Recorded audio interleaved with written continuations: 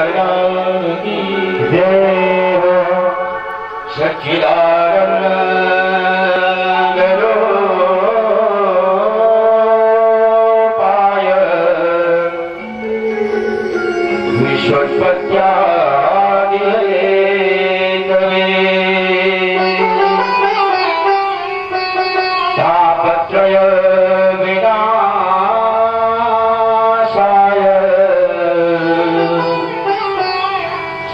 कृष्णाय वयं नमः।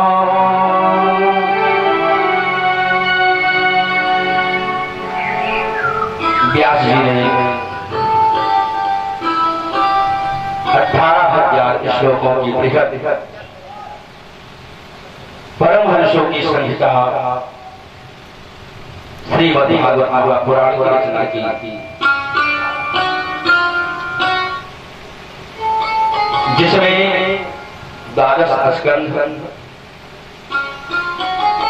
335 अध्याय है।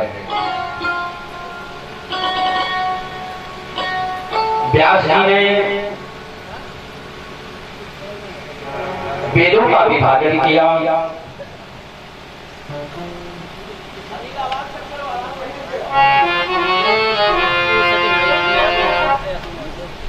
एक वेद को उन्होंने 4 किए। उसके बाद भी व्यास जी को शांति नहीं मिली। व्यास जी ने पंचम वेद के रूप में महाभारत की रचना करी।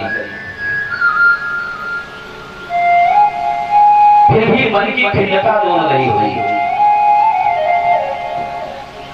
तब व्यास जी ने 17 पुराणों की रचना करी। उसके बाद भी मन अशांत बना रहा। देवर्षि नारद के आदेशानुसार 18वें पुराण की रचना की, जिसका नाम है श्रीमद् भागवत महापुराण,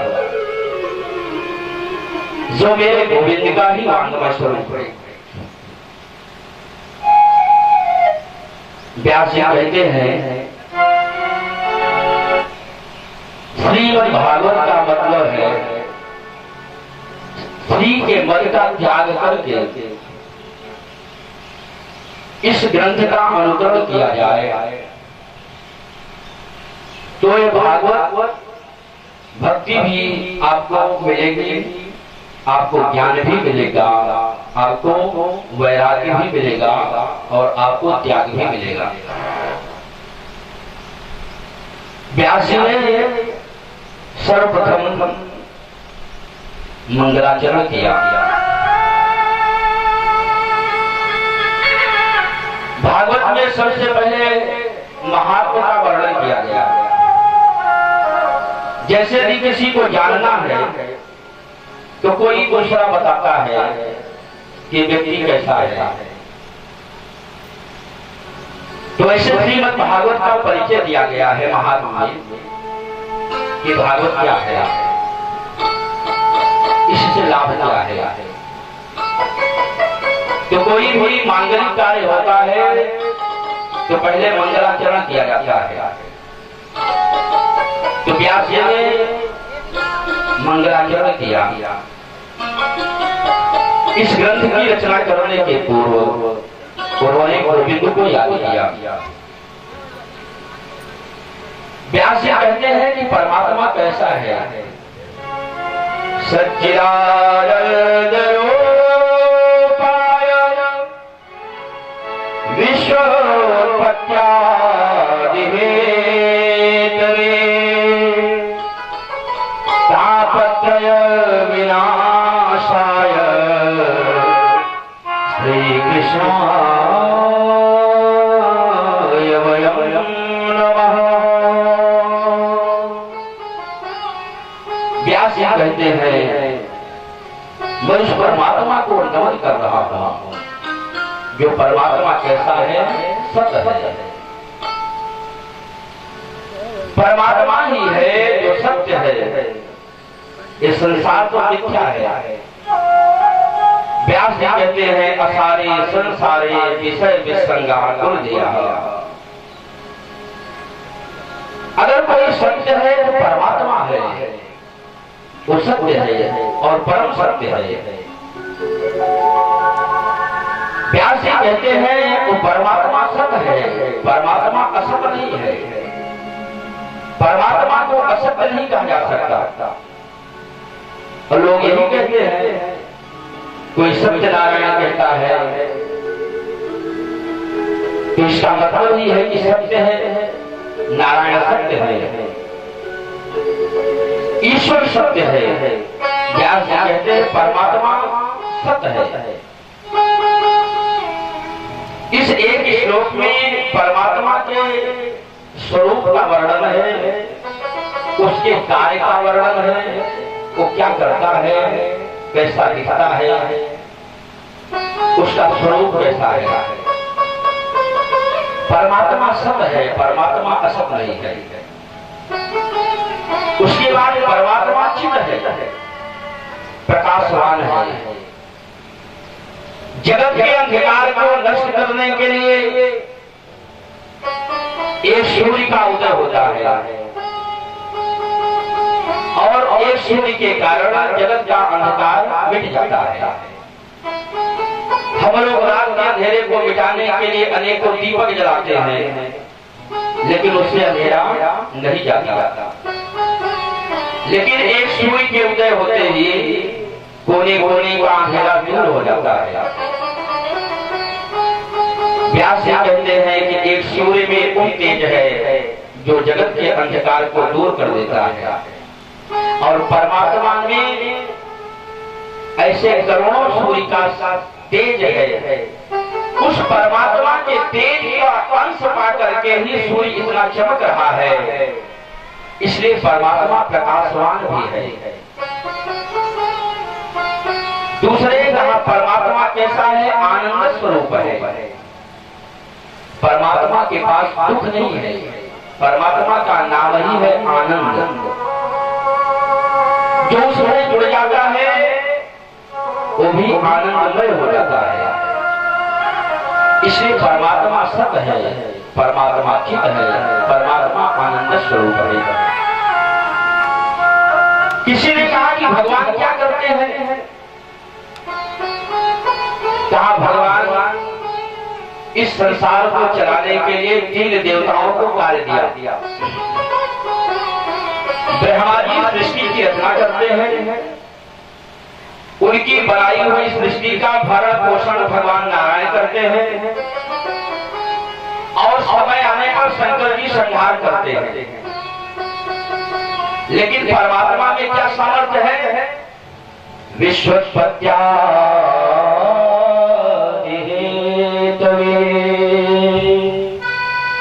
करोड़ों ब्रह्मा के समान सृष्टि करने वाला, करोड़ों ब्रह्मा के समान सृष्टि भी बनाता है, करोड़ों नारायण के समान पालन भी करता है, और करोड़ों शिव के समान इस सृष्टि का संहार भी करता है। ये 3 काम जो 3 देवता मिलकर के करते हैं, वो गोविंद अकेले ही करने में सक्षम है। विश्वोत्पत्त्या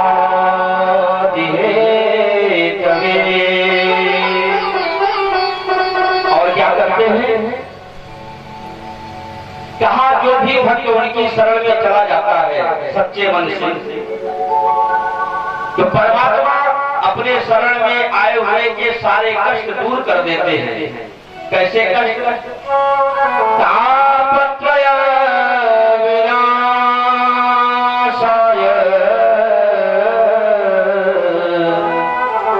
श्री कृष्णाय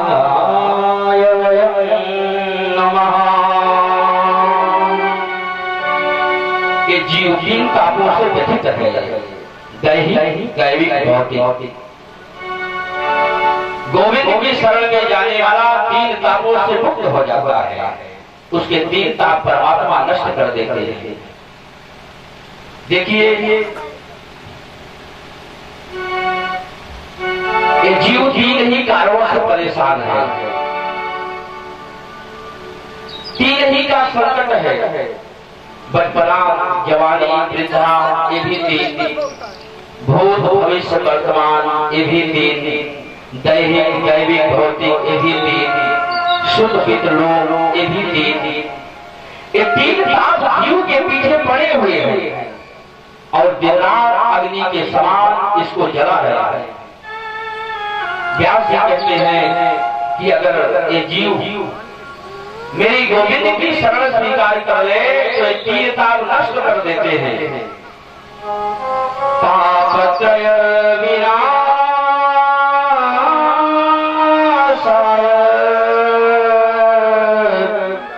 श्री कृष्णाय वयं नमः। व्यास जी कहते हैं ऐसे उस परमात्मा को मैं नमन कर रहा हूँ। श्रीमद् भागवत की कथा प्रारंभ हो रही है नैमिषारण्य के पावन क्षेत्र में, सीतापुर डिस्ट्रिक्ट में नैमिषारण्य क्षेत्र है, जहाँ पर 88,000 शौनक ऋषि निरंतर साधना करते रहते हैं। जब कलियुग के प्रभाव से 88,000 ऋषि दुखी हुए तो ऋषियों ने ब्रह्मा जी से प्रार्थना करी, कोई ऐसा स्थान बताओ जहां हम साधना कर सके। तो ब्रह्मा जी ने एक चक्र दिया और जब चक्र फेंका तो चक्र नैमिष की धरती पर जाकर के गिरा। नैमिष माने होता है घेरा और अरण्य माने वन। जिस वन में वो चक्र गिरा वो क्षेत्र नैमिषारण्य कहलाया। उस नैमिषारण्य क्षेत्र में 88,000 शौनक ऋषि निरंतर यज्ञ करते रहते हैं। और जब उन ऋषियों को जब यज्ञ से थोड़ा विश्राम मिलता है तो बैठ करके सत्संग करते हैं, समय का दुरुपयोग नहीं करते। तो 88,000 ऋषि बैठे हुए थे। उसी समय सूत जी का आगमन हुआ। जैसे सूत जी आए तो 88,000 ऋषियों ने उठ करके सम्मान किया और आसन दे करके सूत जी को बैठाया और हाथ जोड़ करके प्रार्थना करी, सूत जी आज हमारा भाग्योदय हो गया। हम लोग सत्संग की चाह में थे और आपका आगमन हो गया। 88,000 ऋषियों में अगर बारी बारी से कोई प्रश्न करे तो प्रश्न ही खत्म नहीं होगा। इसलिए उन सारे ऋषियों की तरफ से वयोवृद्ध ऋषि है शौनक जी, वही कोई प्रश्न करते हैं और सूत जी उत्तर देते हैं। शौनक जी ने हाथ जोड़ करके प्रार्थना करी सूत जी से, महाराज इतने ग्रंथ हैं, उन ग्रंथों का, शास्त्रों का, श्रुतियों का, पुराणों का, उप पुराणों का अगर हम अध्ययन करने लगे तो जिंदगी बीत जाएगी, लेकिन ग्रंथों का क्रम पूरा नहीं होगा। इसलिए हम सब आपसे प्रार्थना कर रहे हैं, आप तो ज्ञानी हो और आप जैसे ज्ञानियों की कृपा दृष्टि जिस पर पड़ जाए उसके हृदय से अज्ञानता का अंधेरा दूर हो जाता है। आपसे हम प्रार्थना कर रहे हैं, सूताख्यायी कथा सारम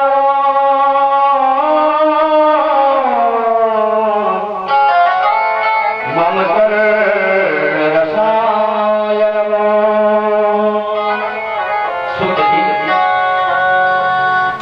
हमें पता है अज्ञान भ्रांत विध्वंस कोटि सूर्य समप्रभा सूताख्यायी कथा सारम मम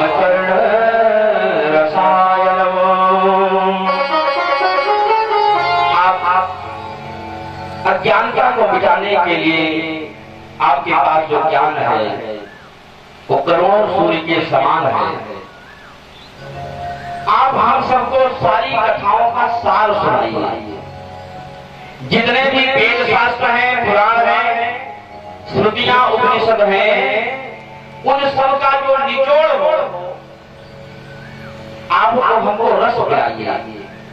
सूताक्षाई कथा सारम, और ऐसा रस पिलाइए जो हमारे कान को प्रिय लगे, मेरे कान तृप्त हो जाए। इसलिए आप मुझे कृपा करके समस्त शास्त्रों का सार सुनाइए। सौरभ जी ने कहा कि ऋषियों, अगर किसी के ऊपर गुरु की कृपा हो जाए तो उसके लिए कोई चीज दुर्लभ नहीं है, क्योंकि गुरु की कृपा ही ऐसी है कि जो जीव को देव दुर्लभ पद प्रदान करा देती है। प्रयाक्षिक गुरु प्रीतो वैकुंठम योग दुर्लभम, जो बड़े बड़े योगियों को साधना करने के बाद जो वैकुंठ नहीं मिलता है वो सच्चे सदगुरु की कृपा से मिल जाता है। इसलिए आप हमें उन कथाओं का सार सुनाइए। सूर्य जी ने कहा कि ऋषियों, उन समस्त कथाओं का सार है श्रीमद् भागवत।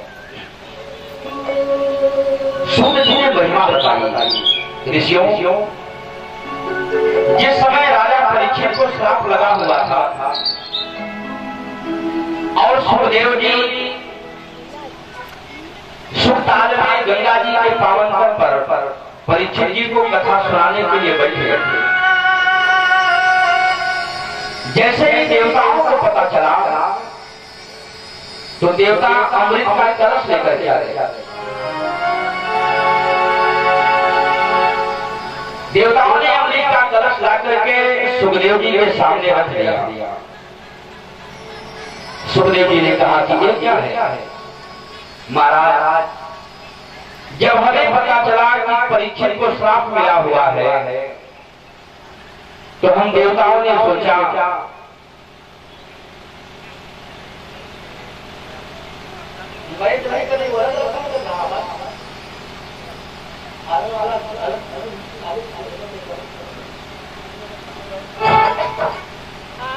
तो सुखदेव जी ने कहा कि ये अमृत को लेके आए हो। महाराज, जब हमें पता चला कि राजा परीक्षित को श्राप मिला हुआ है तो हम लोगों ने सोचा इस भारत की धरती पर केवल एक ही तो राजा है, वो है परीक्षित। और ऐसे परीक्षित को भी श्राप मिल गया तो हम देवता ये अमृत लेकर के आए हैं जो हम देवताओं को समुद्र मंथन के बाद मिला हुआ है। सुखदेव जी ने कहा, अच्छा तो अमृत लेकर के आए हो। सुखदेव जी ने सोचा कि देखिए बाबा जी ने मानस में कर्मवाली लिखी है, ईश्वर नर मुनि सबकी यहाँ देवताओं की भी, ऋषियों महर्षियों की भी और मनुष्यों की भी। ईश्वर नर मुनि सबकी यह रीति, असारथ लाई करे सब प्रीति। ये सब स्वार्थ के कारण ही प्रेम करते हैं, लेकिन कहीं कहीं मनुष्य भी स्वार्थ से हट करके कभी कभी प्रीत कर लेता है। ऋषि महात्मा भी प्रेम कर लेते हैं, स्वार्थ को हटा देते हैं, लेकिन देवता कभी स्वार्थ का त्याग नहीं करते। आए देव सदा स्वार्थी, और जो सदा स्वार्थी हो आज जो परमार्थी बनकर के आ गया, अमृत लेकर के आ गए देवता की परीक्षा को पिला दो। अरे ये कोई साधारण अमृत नहीं है, इस अमृत को पाने के लिए देवताओं ने, दानवों ने बड़ा कठिन परिश्रम करके समुद्र मंथन किया और उन 14 रत्नों में ये प्रमुख रत्न है जिसके लिए देवासुर संग्राम हुआ और आज उस अमृत को देवता सहजता से देने को तैयार है। सुखदेव जी को बात समझ में नहीं आई। सुखदेव जी ने कहा ठीक है, अगर अमृत लेके आए हो, पिलाना चाहते हो तो पिला दो परीक्षित को। देवताओं ने तब कहा ऐसे नहीं, कहा फिर कहा कि जो आप अमृत परीक्षित को पिलाने जा रहे हो ये भागवत की कथा रूपी अमृत, ये अमृत हम देवताओं को पिला दो और जो हमारे पास अमृत है वो हम परीक्षित को पिला देना। ओहो, व्यापार करने आए हो,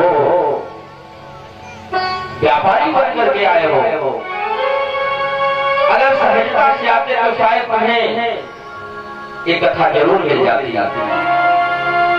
लेकिन व्यापारी बन करके आए, कोई बात नहीं। पीना तो परीक्षित को है, जिसको पीना है उससे तो पूछ लो। सुखदेव जी ने कहा कि परीक्षित, इस समय तुम्हारे सामने 2 अमृत है, एक देवताओं का लाया हुआ अमृत है और एक कथा रूपी अमृत है, और ये दोनों अमृत तुम्हारे सामने उपस्थित है। भागवत की कथा रूपी अमृत भी है और देवताओं का भी अमृत है। परीक्षित तुम्हें बताओ कि तुम कौन सा अमृत पीना चाहते हो। परीक्षित ने कहा कि गुरुदेव, हमें ये नहीं पता है कि कौन से अमृत की विशेषता क्या है। पहले हमें पता तो चले कि किस अमृत का गुण क्या है। सुखदेव जी ने कहा कि परीक्षित, जो देवताओं के पास जो अमृत है, इस अमृत का पहला गुण है कि केवल पुण्यात्माओं को मिलता है, पापियों को नहीं मिलता। जो कोई जीवन में पुण्य करके जब स्वर्ग को जब जाता है तब ये देवता उसको अमृत देते हैं। सुखदेव कहते हैं देते हैं या केवल सुगंध ही देते हैं, क्योंकि एक ही घड़ा तो मिला था, अगर पिलाते होते वो खत्म हो गया होता। इसलिए परीक्षित, ये देवताओं के पास जो अमृत है ये केवल पुण्यात्माओं को मिलता है, पापियों को नहीं मिलता। लेकिन जो कथा रूपी अमृत है ये पुण्यात्माओं को भी सुलभ है और पापियों को भी सुलभ है। ये पहली विशेषता है। दूसरा अंतर, जो देवताओं का जो अमृत है परीक्षित को सीमित है, केवल एक घड़ा है। लेकिन जो कथा रूपी अमृत है वो असीमित है। हरि अनंत हरि कथा कहानी सुनहि बहुविधि सब सरता। ये असीमित है। अगली विशेषता, देवताओं का जो अमृत है परीक्षित, इसको पीने के बाद 84 के चक्र में फिर घूमना पड़ता है। जब पुण्य क्षीण हो जाएगा तो 84 के चक्कर काटने पड़ेंगे। लेकिन परीक्षित, अगर जिसने कथा रूपी अमृत पान कर लिया वो फिर मुक्त हो जाता है। तो कथामृतम तप्त जीवितम कविभिरीडितम कर्मसापहम्। इसलिए परीक्षित, ये तुम्हारे सामने दोनों अमृत है। दोनों क्या चाहते हो?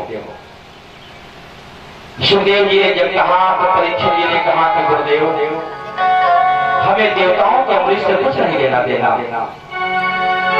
हमें तो कथा रूपी अमृत चाहिए।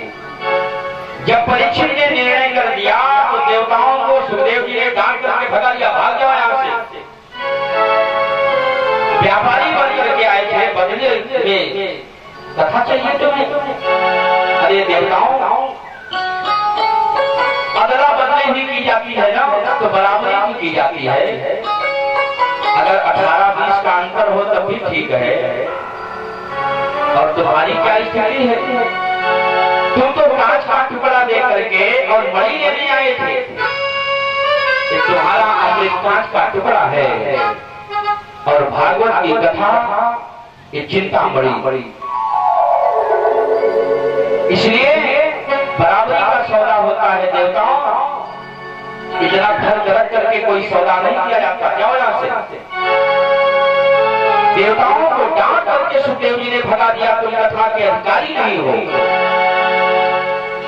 जैसे देवताओं को डांट करके भगाया तो देवता ब्रह्मा जी के पास गए। ब्रह्मा जी से कहा कि ये भागवत कैसा है?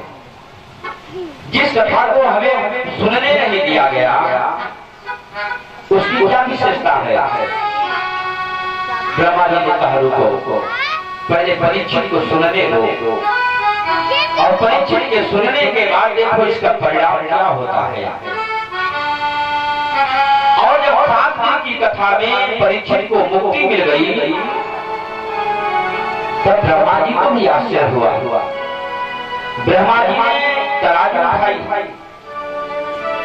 और तराजू के एक पलड़े पर सारे वेद, शास्त्र, पुराण, श्रुतियां, उपनिषद सब रख दिए और दूसरे पलड़े पर तराजू के भागवत की पुस्तक को रख दिया।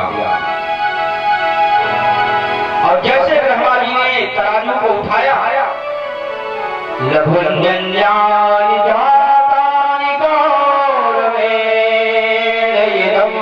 महत्। जिधर सारे वेद शास्त्र रखे हुए थे उन वेद शास्त्रों का जो पलड़ा था वो ऊपर हो गया, भागवत का पलड़ा नीचे रहा। पूरा आदाब विस्तृत था। ब्रह्मा जी को भी आश्चर्य हुआ कि 7 दिन की मुक्ति देने वाला है सरग्रंथ। सूत जी कहते हैं ऋषियों 7 दिन में भागवत की कथा से परीक्षित को मुक्ति मिल गई। और याद रखना, मुक्ति कभी मरने के बाद नहीं मिलती है, मुक्ति तो जीते जी मिलती है। आत्मा सदैव मुक्त है। मन के कारण जीव को बंधन महसूस होता है। जैसे ताले की चाबी है, एक तरफ घुमा दी जाए तो ताला खुल जाता है और दूसरी तरफ ताला बंद हो जाता है। चाबी वही होती है, वही चाबी ताला को खोलती भी है और वही चाबी ताले को बंद भी करती है। फर्क इतना ही है कि जब एक तरफ घूमती है तो खोलती है, दूसरी तरफ घूमती है तो ताले को बंद करती है। वैसे महापुरुषों ने कहा यह मन है, अगर मन परमात्मा की ओर घूम जाए तो मुक्ति और संसार की ओर घूम जाए तो बंधन। आत्मा तो चेतन है, अमल सहे सुखराशि है। मन को इस संसार में लगाने के कारण ही जीव का बंधन है। सूत जी 88,000 ऋषियों से कहा कि 7 दिन में परीक्षित को सदगति मिलेगी। देवताओं को भी आश्चर्य हुआ। परीक्षित 7 दिन में मुक्त हो गया। सौनकभाग ऋषियों ने कहा कि महाराज, इस भागवत की कथा को सुनने का जो 7 दिन का समय निर्धारित किया गया, इसकी परंपरा कब से चली? सूत जी कहते हैं कि ऋषियों, देवर्षि नारद जी को 7 दिन तक पहले सरकार ऋषियों ने इस भागवत की कथा को श्रवण कराया। जैसे ही कहा कि 7 दिन नारद जी ने इस भागवत की कथा को श्रवण किया, 88,000 ऋषियों ने कहा कि महाराज एक बात बताओ, नारद जी को श्राप मिला हुआ है दक्ष का। नारद जी 48 मिनट से ज्यादा कहीं रुकते नहीं है, और जो 48 मिनट से ज्यादा कहीं रुकता नहीं वो 7 दिन तक भागवत की कथा कैसे सुना। और एक बात, कथा सुनने की आवश्यकता विशेष तो उसको पड़ती है जो जीव माया के बंधन में बंधा हुआ है, जिसको मुक्ति चाहिए।